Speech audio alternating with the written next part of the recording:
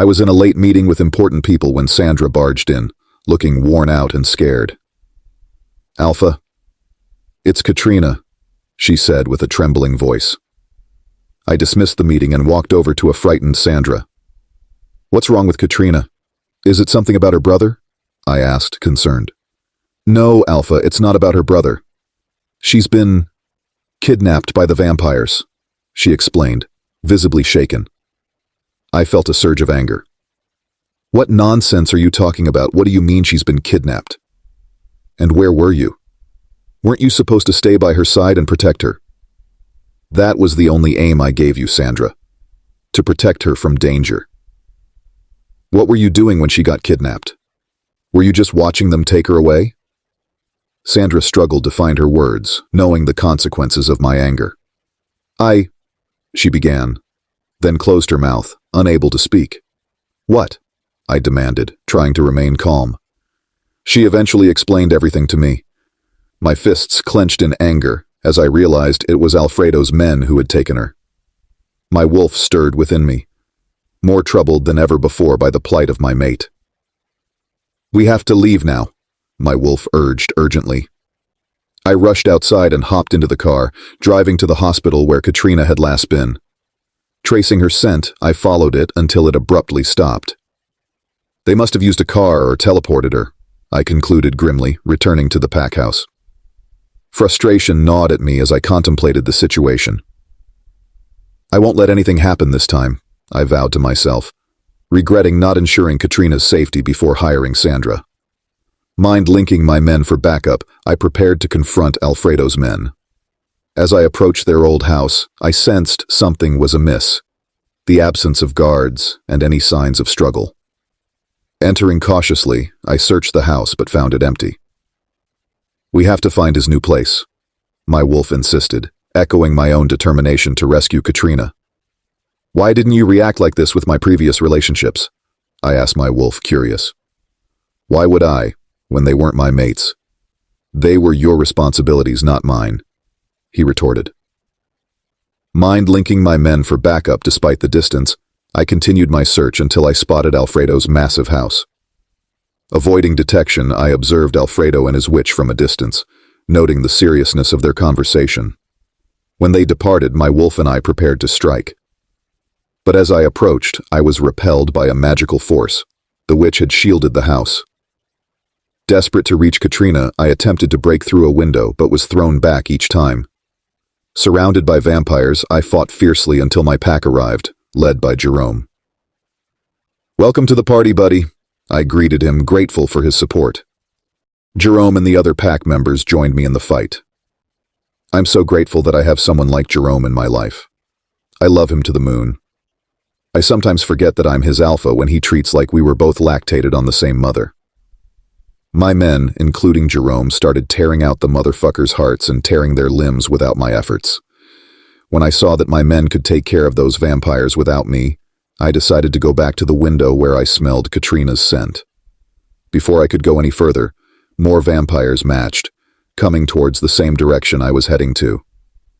The number increased, but they're no match to us. I trained my men very well.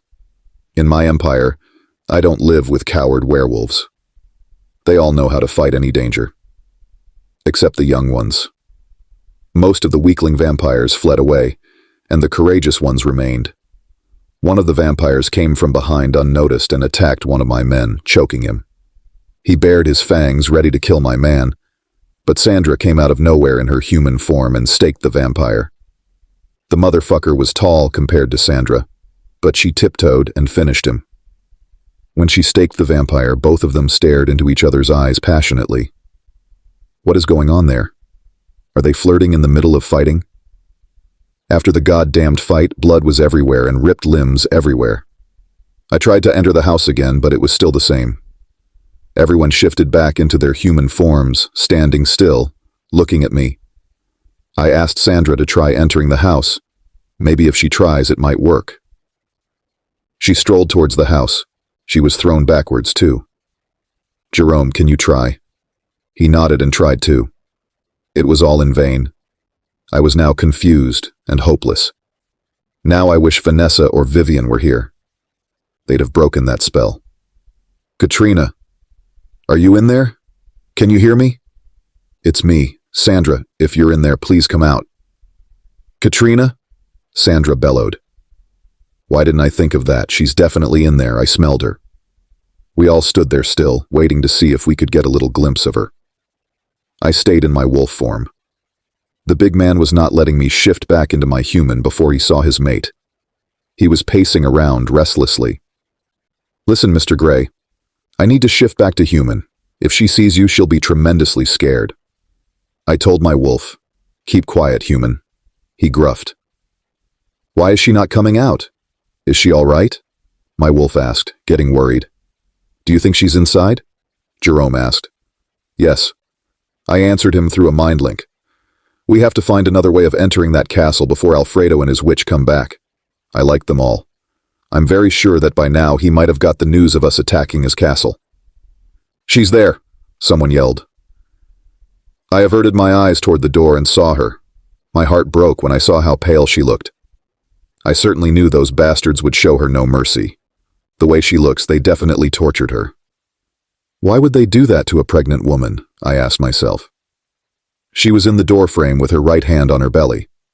I looked her up and down, and my heart almost skipped out of me when I saw the trails of dried blood on either side of her legs. She was very, very pale, with dried and fresh tears in her eyes. Her dark, fine skin was full of dirt. She trailed her eyes around. She leaned her left hand on a jam with a little smile of hope when she saw Sandra. Sandra, you came for me? I thought they killed you. Are you still alive? Not a ghost? She asked in a low tone. They didn't kill me. That's why we are here, to take you out of here. Sandra replied. Jayden's brother, you came as well? She says as she looks at Jerome. Jerome furrowed his eyebrows. Her words came out in whispers, but we all heard her. Does she think Jerome is my brother? I wondered in my mind, and I indeed take him as my brother. I mind-linked with both Sandra and Jerome to say something to her. Your faces are the only ones she saw first and knows well. Since we can't pass through that magic wall or whatever it is, tell her to slowly push her legs down to us. I say to them, Girlfriend, are you fine? Can you walk on those ugly stairs and come down here? We are here to take you home, Sandra said to her. Where is Jayden? She asked. Yeah, of course she can't see me when I'm like this, in my wolf form. Why are you all naked? She asked. Here we go, I said. They told us to undress ourselves if we want to take you, Sandra said. Katrina gave her a skeptical look, but nods in conviction. She sloped like 3 steps and suddenly stopped when she saw me. I tried to hide myself behind my men, but still she uncovered me. I saw fear in her eyes. Don't be scared, my love. I will never hurt you, my wolf said. I'm not so sure what happened because when I saw her, she was rolling down those damn stairs. All my people gasped loudly in fear. She rolled down and stopped before me. I immediately shifted into human and squatted down. What happened? Why did she roll down? She's pregnant, for God's sake. I muttered, my voice shaking a little. I gently patted on her cheeks, but she was not responding. I held her head in my hand, getting scared. Katrina, don't do this to us, I told her with my eyes glistening.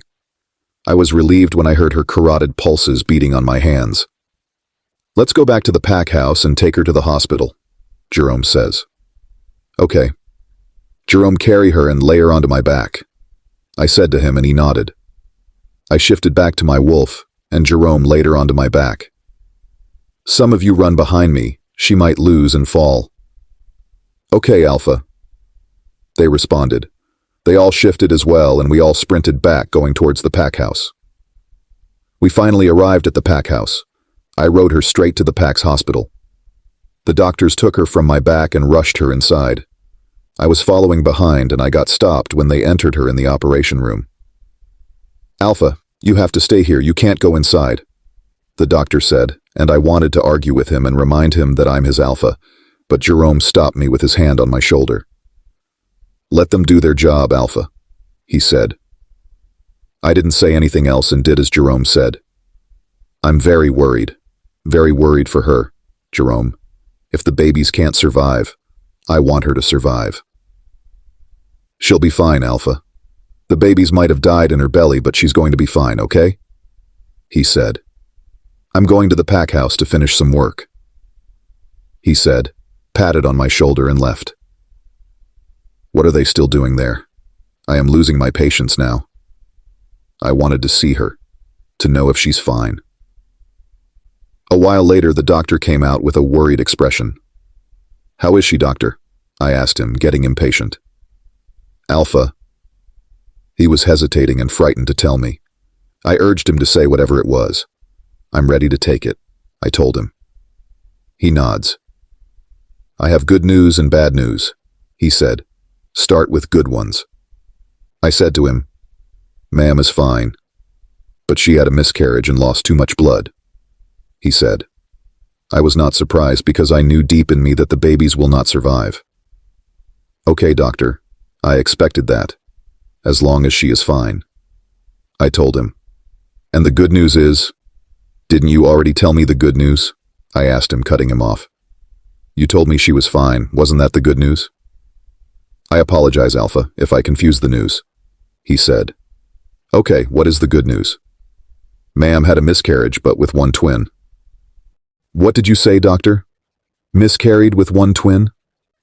How is that even possible? I asked him, dumbfounded. Yes, Alpha. It's very true and possible to miscarry with one twin, he said. I just arched my eyebrows, bewildered. My heart was delighted that I was going to be a father of twins, but now it looks like it's not going to happen. How's Katrina? She lost too much blood, but she'll be fine. It's really a miracle that the second twin survived. The way they tortured her might be a piece of cake to our kinds, but to her as a human and pregnant was too much. She was physically wounded all over her body, and I know for sure that when she regains consciousness, it will be difficult for her to come back to her usual self. We will keep her in the hospital for some days, monitoring her, he said. What if I lick her wounds and heal them? I want her to wake up without any physical wounds or scars of those bastards' tortures. Take me to her, I demanded. Alpha, you can't see. Now, I growled. Alpha, give it like half an hour. Her body has to rest now without any obstacles, he said. All right, I will wait. Sandra came to the hospital, and I ordered her to stay very close to her. Okay, Alpha, I will not move an inch, she said, bowing at me, feeling a little guilty. Don't feel guilty. She's going to be fine, I reassured her when I saw drops of tears coming out of her eyes. I'm truly sorry, Alpha, for not giving her enough protection. I didn't protect her as you ordered me to. I'm ready to accept any punishment you will give me, she cried. It's okay, it's not your fault, so lift your head straight and wipe away your tears. Don't you know that I hate to see werewolf tears? You stay around. She might wake up and ask for you, I told her, and left. I know nothing will happen to her because the hospital has enough security, and they're all werewolves, so she's being protected. Now that she's in safe hands, I have to go and finish something. Jerome, watch over the house. There is something I must put an end to. I mind-linked with Jerome. Alpha, what are you thinking about? What are you planning to do? He asked. I'm your Alpha, Jerome. You should not ask me those questions. Just stay at the pack house. I will be back soon, and don't even think of following me, I told him, and blocked the mind link before he argued with me. I shifted and sprinted into the woods. I'm going to find Alfredo and make sure that I finish him completely today. I'll make sure that he will never, ever hurt Katrina, I said, and my wolf wiggled his tail because I said, my Katrina. I know you have feelings for her, and you care about her, he said. Yes, I do have feelings for her, but this is what I was always avoiding. I knew if I bring any woman into my life, it will be like inviting them into their own graves or into the burning flares of hell. I will send her back to her family once she recovers. Maybe if she goes back to her family, she'll be safe with the twin in her womb. If I don't do that, she'll face lots of dangers, or else get killed if I don't arrive at the right time to save her, I said to my wolf. I know you feel the same way I do, you human. But trust me, no one will ever hurt her again. Never, he said. How are you so sure that if we end Alfredo, it will be the end of our problems? You saw what happened with Luciana and Sophia, I said. And you know very well what Sophia did. Yes, I do know, and remember everything. Sophia never loved you. She was just using you to get whatever she wanted. She combined with her family to destroy you. Thank the moon goddess that she didn't find the Sofra. We would have been ashes by now if she did. I don't know why I didn't like her, and I think the only reason she approached you was because of the Sofra, and she must have known you before you even met her. Don't you wonder why she was a werewolf and her brothers are vampires? My wolf asked, and I knew it very well, and I don't regret meeting her because I loved her with all my heart and trusted her with it. She was the first woman I ever first loved with all of me, and she'll always... What am I even saying? Why am I thinking about that woman? Ever since I knew who she was and her intentions, I hated her for life. Even if we meet in the second life, I will still hate her. Me and my wolf were having a conversation while surging through the woods. Let me hope you mean what you're saying, my wolf said. I didn't say anything else, and he did the same. We were both silent. Why are you quiet? I asked him. I just wanted to give you a moment of silence, he said. And why would you do that? I asked. Because I know you when it comes to that evil woman, he said. I stopped running when I got a whiff of scent in the air. The scent was unfamiliar, mixed with Katrina's. I've never heard of that scent before. It's very new to me, I said to myself. Why is it mixed with Katrina's? My wolf asked. I'm wondering the same thing, Mr. Gray, I said. I ambled forward, and the scents got stronger and stronger. I stopped walking and trailed my eyes around my area. I could feel the scents in my nostrils, but there was no one around. I'm the only one in the woods. Not even a single wandering bird. It feels like someone had broken a full, heavy cologne bottle in front of me. How do you explain this, Mr. Gray? I asked my wolf. I'm confused as well as you are, he replied. It can't be Alfredo. He doesn't have that kind of power of being invisible. And we haven't even come any closer to his castle. It's not him. Definitely, no. Still wondering where the scents came from, I saw the thick white smoke in the air. The smoke formed itself into the form of a person.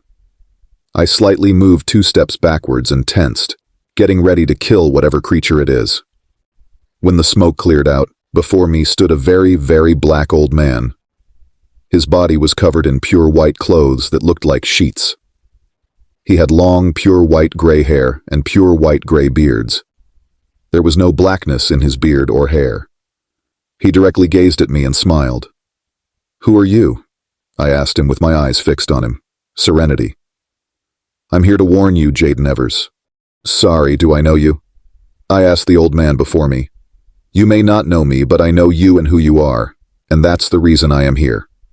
To tell you something and warn you at the same time, he says. I glared at him warily. What shocked me more was that we are communicating through mind link, yet he's not a werewolf. I regained my composure as I blinked rapidly. Whatever you want to tell me will have to wait. Respectfully, I have unfinished business that I have to take care of. I told him through mind link. I matched past him to continue with my mission, but stopped mid-air when he said, You don't need to go. Whatever that business is, has been taken care of. I slowly turned around and glared at him confused. It's already done, he said. What are you talking about? It's already done. You'll find out very soon, he said. The reason why I approached you unexpectedly is about our girl. This is very important, and I want you to attentively listen, he said with a straight face. I started getting anxious and having a bad feeling about whatever he's going to say. I'm all ears, I said to him. Before I tell you the main reason, you might be wonderful who I am. Well, I'm one of our girls or Catrionas. Alpha, someone called me, and I averted my eyes from the old man to the person calling me. My men in their wolf forms were the ones calling me, running toward me. "What is it?" I asked them as they drew closer. "Beta sent us to you saying that you're immediately needed at the hospital." They said, "Is something wrong with Katrina? Is it something serious?" "We're not sure what the matter is, Alpha. We apologize, Alpha," they said. "It's okay, you can go back. I'll follow behind." They bowed at me and sprinted back. When I turned around to the old man, he was gone. Where he was standing is an empty space. Where did he go without finishing his sentence? Who the hell was he? And how come he can talk with me through a mind link? He's not a werewolf nor a vampire. And on top of that, he said the name Katrina. How does he know her? Shit, I'm going to lose my mind if I don't return back to the pack house. Mr. Gray, do you have any idea who that old man was? He was all white from head to toe. The only blackness he had was his skin tone. Was he... Mr. Gray, are you thinking what I'm thinking he was? A ghost? Is that what you mean? My wolf said. Don't talk about ghosts now, I told him. Don't tell me you're scared of ghosts, human. He sniggered. Would you shut it down, beast? I said to him as I surged in the woods heading back to the pack house. I will deal with Alfredo and his witch later. But for now, Katrina is my first priority. It makes me feel agitated and hate myself when I think about what she must have gone through because of me, to the extent of losing a twin. My child. I arrived at the hospital and headed inside. Jerome and Sandra were there waiting for me. What's going on here? I asked them both. Nothing serious, Alpha. The doctor wanted to speak to you, said Jerome. Speak about what? Jerome just shrugged his shoulders. I linked with the doctor to find out what he wanted to speak about. Doctor, is there something wrong with Katrina? Yes and no, Alpha. This is something I wanted you to see first, he said, and my worries increased. If you don't mind, please go to the patient room. I left Jerome and Sandra and matched towards where the doctor told me to go. Katrina was still unconscious, but her features were back to normal. She was not pale as we brought her. The doctors did a great job by giving her the best treatment. Should I think about raising their salaries? We lost one twin, but at least she's doing much better. Thank you, doctor, for treating her well in this short amount of time. Hopefully she recovers and goes back to her usual self. How's the baby doing? The baby is doing great, but, as I told you before, ma'am, will stay in the hospital for monitoring, he says. I got a smile on my face as I watched her on the patient bed looking good and peaceful, as if she's sleeping and having a good dream.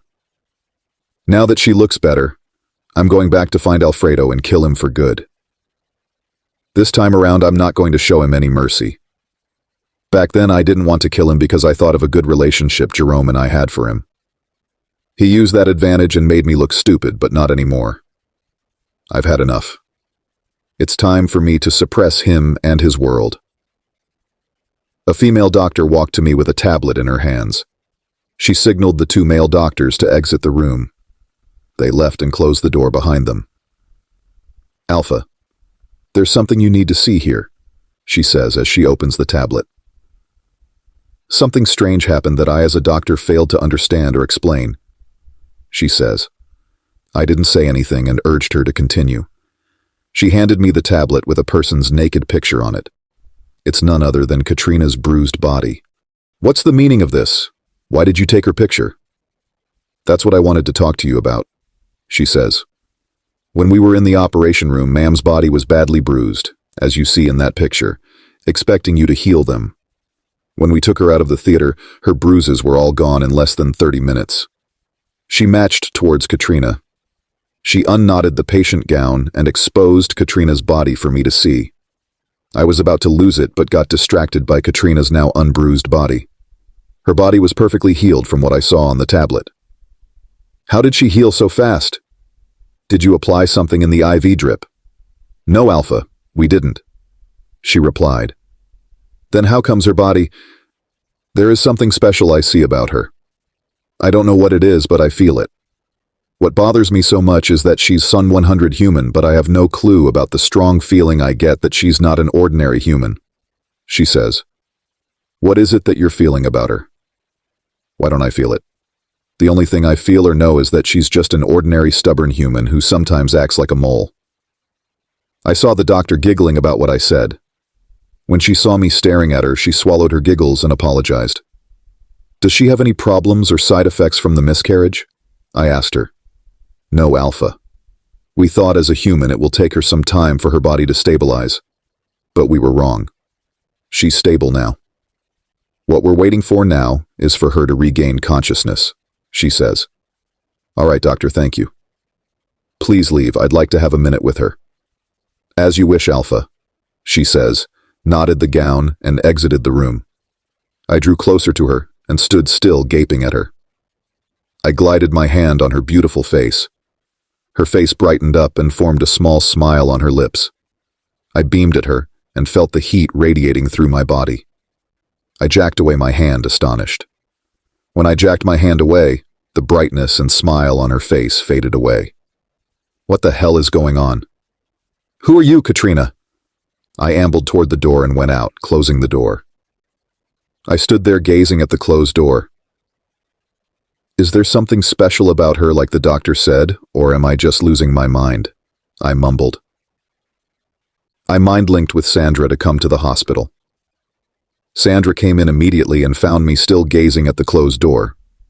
She bowed at me in respect and sat at the nearby bench. Where's Jerome? Not sure, Alpha, she replied. I left the hospital and went to look for Jerome. Jerome, where are you? I asked him through MindLink. I'm at the pack house in my office, he answered. I barreled to the house and entered his office on the first floor of the house. I entered without knocking and found him on the phone. I felt sad when I saw how his cute face looked. He looks like he hasn't slept for ages. He ended the call and came over to me.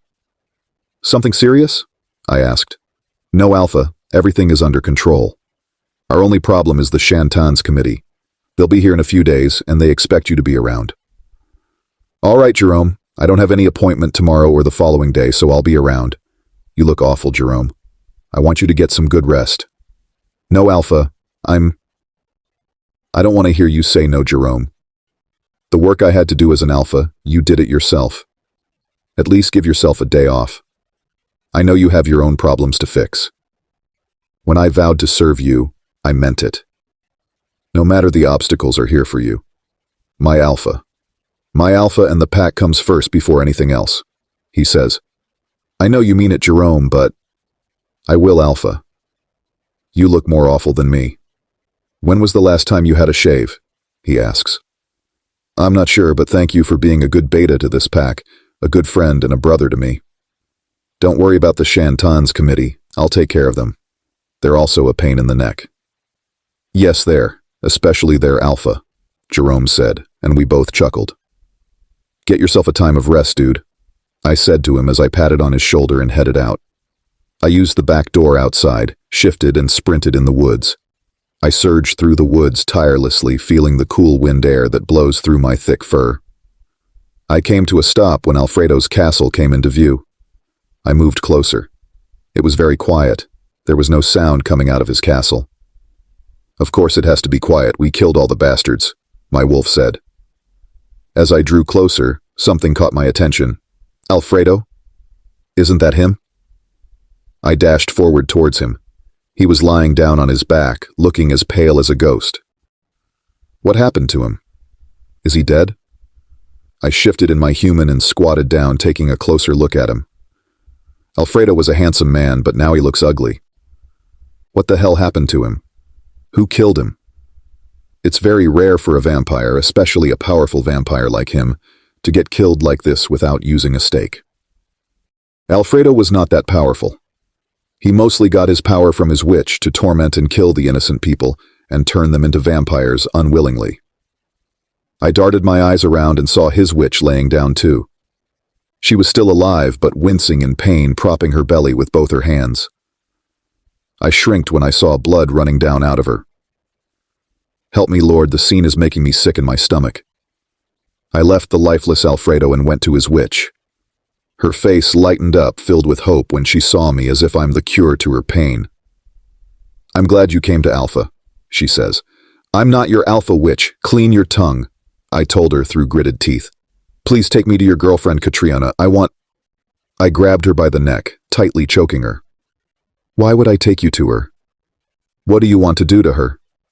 Do you want to make sure that you kill her, huh? Is that what you want? I asked her in fury, feeling like breaking her neck. No, I don't want to kill her. I just want to apologize to her, she says in difficulty breathing. I let out an evil laugh. You gotta be kidding me. You want to do what? Since when did you start apologizing, witch? Please believe me, I'm in so much pain right now. Please, I feel like dying. She whined. Why don't you use your magic and help yourself, witch? I can't help myself because my powers were taken away from me. I raised my eyebrows so high. We wanted to kill her, as we did to your... Stop, I don't want to hear another word coming out of your mouth. I growled. If you say another word, I'll rip your throat out. If only I knew that she was... Before she could finish the sentence, her hands fell off from her belly and she fell down on the ground and became pale as Katrina was. I stumbled backwards, but steadied myself before I landed down. What day was this? Firstly, the wired old man. Secondly, Katrina healing herself. And thirdly, this.